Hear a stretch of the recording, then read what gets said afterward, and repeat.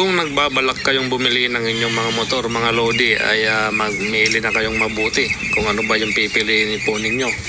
Ito, 2 taon na TMX 125 Alpha, sira na kaagad yung kanyang idle gear, mga bossing.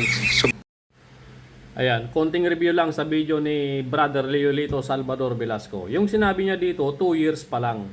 Okay, 2 years pa lang sira na yung idle gear. Malakas na yung up and down, malakas na yung kalog ng idle gear. Napudpud na kaagad yung tanso ng idle gear, mga kabro. So yung sinabi niya dito, 2 years pa lang. Ibig sabihin, mga modelong TMX 125 Alpha. Hindi niya sinabing noon.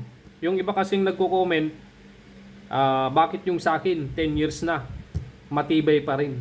Yung mga unang modelo ng Alpha 125, mga kabro, ayan, 2015, 2016, 2017, yan yung mga modelo ng sinaunang Alpha 125. Actually, sa akin din, TMX 125 Alpha din yung motor ko noon, 2017 model.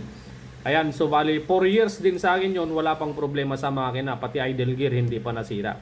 So, yung mga bagong modelo lang ngayon ng mga medyo mahina, yung idle gear, yan yung kadalasan nasisira. Kaya nagkakaroon ng meow-meow or halinghing.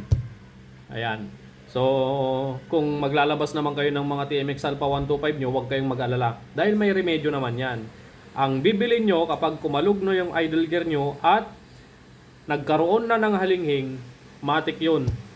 Sira na yung idle gear, papalitan lang ng idle gear na steel bushing, pang Rusi 150, Macho or Skygo. Yung steel ang bushing ng idle gear, mga kabro. Tapos, diretsyo na palit ng panggilid set.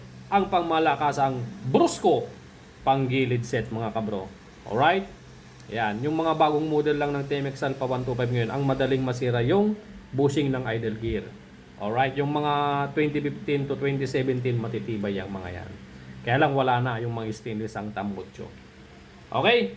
Yan. Para maliwanagan ang mga nag-comment sa video ni Brother Leolito Salvador Velasco. Pero, wag na wag kayong mag-alinlangan kung gustong-gusto nyo talaga ang TMX 125 Alpha. Madali lang naman at mura lang ang pyesa ng TMX 125 Alpha. At least branded pa rin ang inyong motor na TMX 125 Alpha. At syempre, pwede pa rin natin yan i-upgrade at patibayin ang makina, lalong-lalo na yung idle gear. Okay?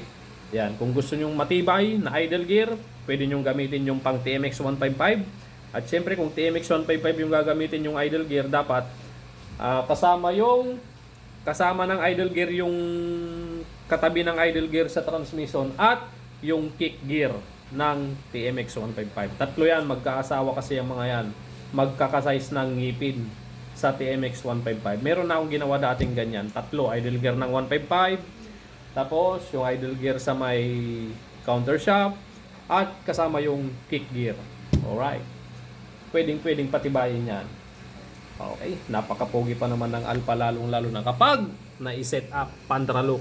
Mga Pantra lovers dyan, shout out Sir Lado Nose Kabro Bro. Alright.